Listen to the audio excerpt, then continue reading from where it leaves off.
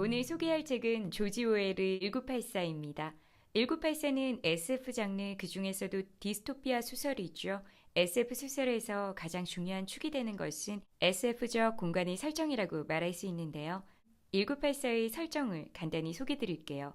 이 소설이 쓰여진 때는 1948년이었죠. 당시로서는 가상의 미래 1984년을 그리고 있는데요. 소설 속 세계는 세계의 거대 국가 오세아니아, 유라시아, 동아시아가 지배하고 있고 나머지 이 부분은 분쟁 지역이었죠. 소설이 쓰여질 당시 2차 세계대전이 막 종결되고 자본주의와 공산주의가 막상막하의 권력을 가지죠. 이러한 냉전 시대를 극적으로 보여주는 지도이기도 한데요. 1948년 당시 정치 상황을 보고 만들어낸 이 지도가 2018년 지금 현재의 세계의 경제 구도를 어느 정도 말해주고 있죠. 또 전 지구적 문제죠. 분쟁 지역. 2차 세계대전 후에 중동 전쟁, 내전, 팔레스타인 아직 진행 중이죠. 조지 오웰의 정치 분석과 사회적 통찰을 엿볼 수 있는 역대급 지도인데요. 이 소설이 배경이 되는 나라는 오세아니아죠. 런던에서 일어나고 있는 것으로 묘사하고 있지만 실제는 러시아 스탈린 독재를 암시하고 있죠. 또 나치, 파시즘 같은 모든 전체주의를 비판한다고 할 수 있는데요. 소설 속 가상의 국가 오세아니아는 영국 사회주의라는 일당 독재 아래 빅브라더라는 최고 지도자가 군림을 하는데요. 이 사회는 2%의 내부 당원이 권력과 부를 독점하죠. 이 13%의 외부 당원, 공무원이죠. 실무를 담당하지만 부족한 보급품으로 빈곤하죠. 그리고 나머지 85%는 무상계급, 프로레타리아죠. 그들은 자율 경쟁을 하면서 빈곤하고 비참하게 살아가죠. 이곳에는 당의 공공기관이 자리하고 있는데요. 300m가 넘는 피라미드형 건물이 4개 있죠. 각 부처의 이름과 업무는 정반대인데요. 이중사고를 지휘하는 수단이 되기도 하죠. 이 국가 오세아니아는 때로는 유라시아와 동맹을 맺고 필요할 때는 동아시아와 연합하면서 끊임없이 분쟁 지역을 갉아먹는 전쟁을 하죠. 이러한 국가의 이익을 추구하는 전쟁을 담당하는 곳이 평화성입니다. 권력과 부는 내부 당원들이 독점할 수 있도록 또 프롤들은 항상 빈곤하도록 경제를 담당하는 곳이 풍부성이겠죠. 이런 전쟁 외교와 부조리한 경제 정책과 같은 사실들은 조작해서 언론에 보도해야겠죠. 이러한 일을 하는 곳이 진리성입니다. 이 진리성에는 고된 노동에 지친 프롤에게 일시적 쾌락으로 노동의 고통을 잊을 수 있도록 선정적인 소설과 영화, 가십거를 생산하죠. 생각나는 정책이 우리도 있죠. 전두환 3S 정책 같은 거죠. 이쯤 되면 깨어있는 외부 당원과 프롤의 불만이 생길만 하겠죠. 이런 당의 정책에 반하는 사상이 불손한 사람들을 사상경찰이 색출해서 법과 질서를 유지하는 애정성으로 잡아가죠. 고문으로 사상을 개조하고 그것도 안 되면 죽이죠. 당은 사상경찰만으로는 불안하겠죠. PC 모니터처럼 생긴 양방향 수신기, 텔레스크린이 있는데요. CCTV처럼 도시 곳곳에 설치하고 집안에도 설치해서 철저하게 사람들을 감시하죠. 텔레스크린보다 더 깊숙하게 들어온 것이 가족인데요. 부모가 하는 대화를 엿듣고 사상경찰에게 고발을 하죠. 그리고 그 아이에게 상을 주고 그것을 기사화해서 아이들에게 뿌리 깊은 사상을 심어주죠. 결혼 역시 사랑과 연애로 하는 것이 아니라 당이 정해주고 오직 이세 생산의 수단으로만 이용하게 합니다. 대안으로 매춘을 눈감아주죠. 이것이 1984의 세상입니다. 소설 스토리는 진리성사나의 기록부에서 일하는 윈스턴 스미스라는 남자가 있죠. 윈스턴은 과거의 기록을 날조하는 일을 담당하는데요. 빅브라더가 내년에 신발 1억 켤레를 생산해서 온 국민이 신발을 신게 하고 잉여 생산물을 수출해서 경제를 살릴 것이다 라고 경제개발 계획을 발표했는데 결국 올해 신발이 6천 켤레만 생산이 되었어요. 이런 경우에 모든 과거의 기사를 수거해서 소각하고 과거의 기사를 내년에는 5천 켤레의 신발을 생산해서 모든 국민이 신발을 신게 하겠다. 이렇게 고쳐서 다시 보관함에 넣는 일을 주인공이 하고 있죠. 빅브라더는 완전 무결해야 하니까 보도국에서는 새로운 기사를 생산하겠죠. 6천 개라는 초과 달성을 이룬 노동자여 만세, 빅브라더여 만세 이렇게 하는 거죠. 이런 일을 하는 윈스턴은 회의를 느끼겠죠. 하지만 이런 자신의 생각을 밖으로 이야기할 수 없죠. 그래서 몰래 노트 한 권을 사서 자신의 생각을 씁니다. 주인공 집에도 물론 텔레스크린이 있죠. 불을 끄고 잘 때 말고는 항상 감시당하죠. 그런데 이 집 구조가 특이해서 책장을 넣으려고 만들어진 홈이 있어요. 그 책장이 없어서 그 홈 안에서 몰래 일기를 쓰는 거죠. 책이 부재한 그 자리에서 자신의 생각을 정리하는 글을 쓰죠. 자신의 생각을 정리하는 글을 쓰던 어느 날 진리성 산하 또 다른 기관이죠. 창작부, 선정적인 영화, 소설, 가십을 만들어서 노동자들에게 제공하는 일을 하죠. 거기서 일하는 줄리아라는 여자, 윈스턴은 그녀와 사랑에 빠지죠. 그들은 사랑을 하면서 자신들의 생각을 나누게 되죠. 이러한 서로의 생각들이 정리되던 쯤 소문으로만 들었던 형제단이라는 조직을 듣게 되는데요. 형제단은 조직의 부조리를 뒤엎겠다는 혁명 세력이죠. 윈스턴과 줄리아도 형제단 가담을 원하게 되고 우연히 형제단 일원으로 보이는 오브라이언을 찾아가죠. 그런데 형제단이 사상법을 색출하기 위한 당의 미끼였죠. 결국 둘은 애정국으로 끌려가고 고문 끝에 윈스턴은 사상개조를 당하면서 소설은 끝이 나죠.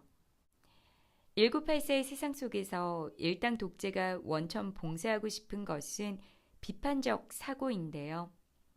비판적 사고는 소통을 만들어내고 그것은 뜻을 같이 하는 사람들을 모아 협력하게 하죠. 결국 새로운 생각을 가진 힘으로 그들을 위협할 것이다. 이런 거죠.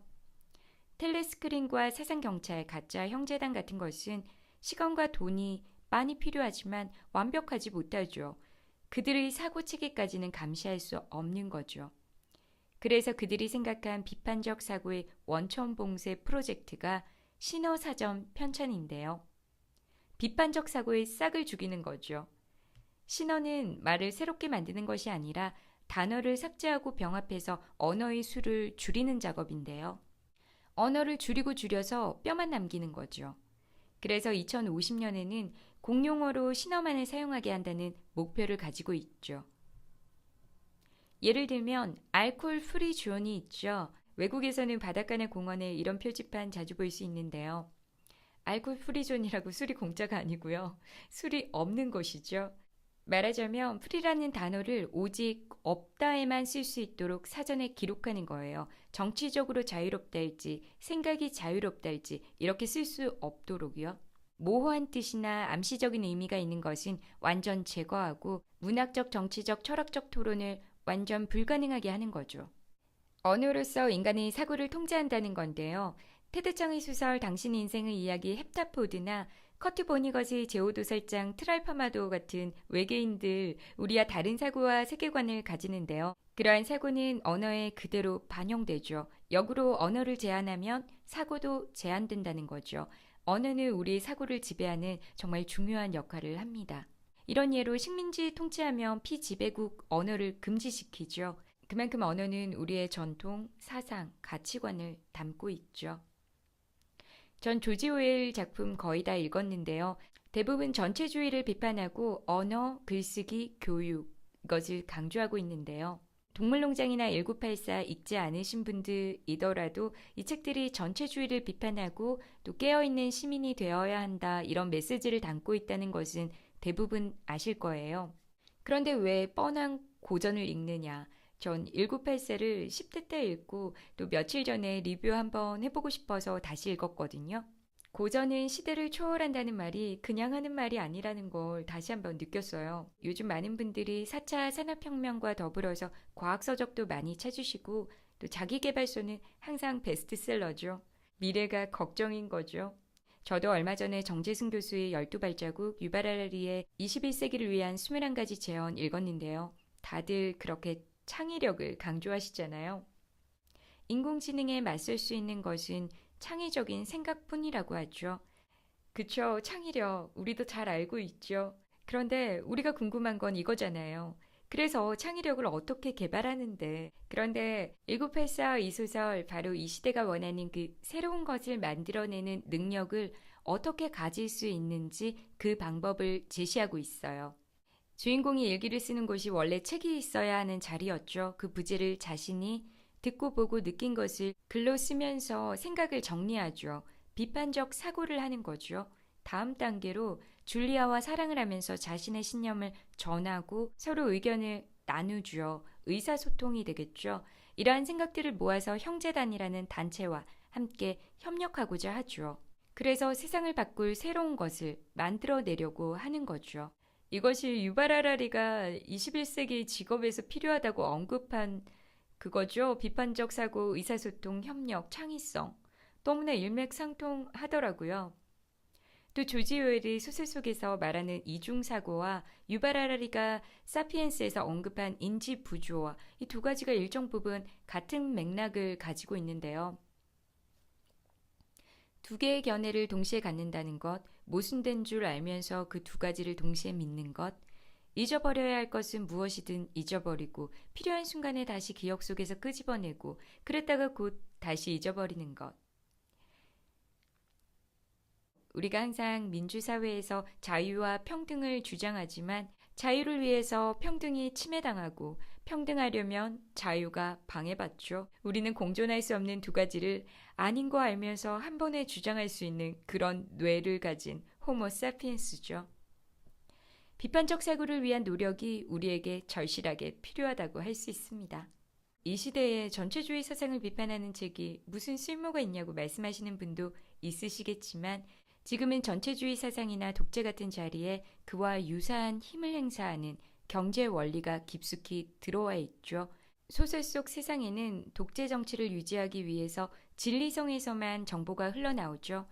그런데 지금 우리는 거대한 경제의 힘 아래서 이름 모를 권력에 지배당하고 있는지도 모르죠. 요즘 빅데이터 시대라고 하죠. 우리 개인 한 명 한 명이 데이터 제공자죠. AI가 아직 치와와와 머핀을 완벽하게 구분 못한다지만 우리가 인스타, 페이스북, 유튜브에 공짜로 던져주는 엄청난 양의 데이터가 곧 AI를 더 완벽하게 만들어주겠죠. 우리가 유튜브에서 쏟아내는 말들은 구글이 더 우리말을 잘 알아듣게 하는데 기여하고 있죠. 그리고 그 시스템을 행사하는 쪽은 권력을 가지겠죠. 인공지능만 살찌우고 우리는 퍼주기만 하는 우리 그렇게 마음 좋은 사람들 아니잖아요. 우리도 챙겨야죠. 소설 속 이런 말이 있는데요. 당의 안정성은 사상경찰보다 사실은 아무런 회의 없이 충성을 다하는 내부 당원에 의존하고 있다. 노동자 대부분이 집에 텔레스크린을 갖고 있지 않았다. 감시도 필요 없는 거죠. 알아서 잘하니까. 조지 오웰이 전체주의를 비판하고 깨어있는 프롤이 되기 위해서 비판적 사고, 의사소통, 협력을 강조했고 또 그때서야 새로운 것을 만들어낼 수 있다고 했던 것처럼 지금 우리가 사는 21세기에 또 다른 얼굴을 한 권력에 지배당하지 않기 위해서 우리 이 네 가지를 가져야겠죠. 이것이 첫걸음이 비판적 사고인데요. 이러한 비판적 사고의 바탕에는 양질의 지식과 정보가 정말 절실히 필요합니다. 2차 세계대전이 궁금할 때 초록창, 위키페디아, 유튜브 5분 요약을 열기보다는 출처가 확실한 역사책과 문학작품을 읽고 정리하고 분석하는 것이 우리의 비판적 사고를 길러주는 길이겠죠. 사실 저도 초록창과 위키페디아 애용하는데요. 그러면 안 되겠죠. 어떤 글이나 책을 읽고 정리하는 거 정말 중요한데요. 이것이 요약 정리하는 시험이 아니라면 누구나 하는 요약 정리보다는 그 속에서 자유롭게 나만의 관점을 찾아내는 것도 사고력을 높이는 좋은 방법이겠죠. 예를 들어 조지 오웰의 버마 시절은 제국주의 국가의 식민 지배를 비판하는 소설인데 페미니즘 논문에서 이 책을 소재로 한 것을 본 적이 있어요. 이렇게 하나의 책으로 다양한 각도로 접근해 보는 것도 좋은 방법이 되지 않을까 합니다. 또 나만의 관점이 지식을 축소시키지 않도록 주변과 끊임없이 소통도 하셔야겠죠. 앞으로의 직업, 직장은 그저 고용인과 피고용인의 관계를 넘어서 협력의 관계로 가고 있다고 하죠. 내게 맞는 협력자를 잘 알아보기 위해서 그러한 협력에서 창의성을 뿜뿜 하실 수 있도록 좋은 책 많이 읽어요, 우리. 조지 오웰 1984 소개는 여기까지고요. 꼭 읽어보세요. 필사하고 싶은 만큼 좋은 내용이 많아요.